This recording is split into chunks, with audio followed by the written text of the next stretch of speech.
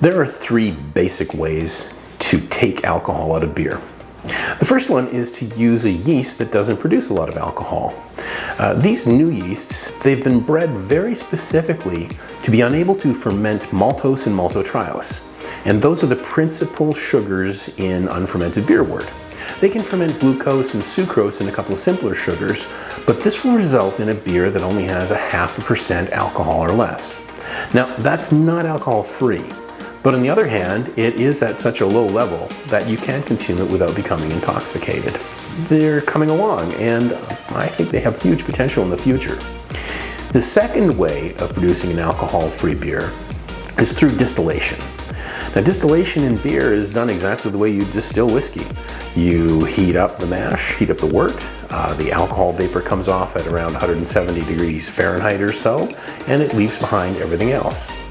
Unfortunately, traditional distillation does a number on the remaining product. You are essentially cooking it, and cooked beer has an unfortunate flavor. The way around this is to use vacuum distillation. Now, if we all remember high school physics, Boyle's Law and all that stuff, if you put a vacuum on something, the boiling point of water within that vacuum, or partial vacuum I should say, will be lower. By reducing the pressure in the distillation chamber, you can boil off the alcohol at temperatures that won't adversely affect the beer. These are pretty good. They're not bad. You can actually consume these beers and enjoy the beverage. On the other hand, the new champion of alcohol-free beers is reverse osmosis. And RO is, it kind of seems a little tiny bit like voodoo when you think about it. What you're doing is essentially pushing the beer through a filter membrane at enormous pressures in a very tight membrane. It's not like a coffee filter at all. It's much, much tighter than that. In fact, it's so tight that it only allows alcohol molecules to pass through.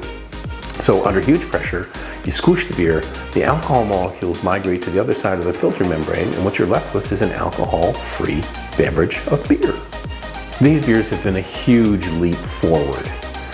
They don't taste bad, you get all the alcohol out, and you've got a beverage you can really enjoy without worrying about your alcohol responsibilities down the road. Now, just a quick word. If you live in the province of British Columbia, you may have noticed that these alcohol-free beers cost very nearly as much as the ones with alcohol in them. And you gotta think to yourself, why is that? Aren't they like soda pop? They don't have alcohol in them.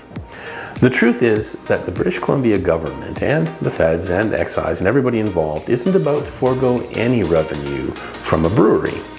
So they are taxed at the same rate that beer with alcohol is taxed, albeit at a slightly lower bracket.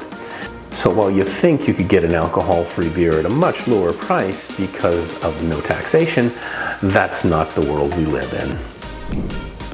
I'm Tim from Canadian Craft Tours. If you enjoy non-alcoholic beer and enjoy these videos, go ahead and click on the bell, subscribe, and like us. Thanks.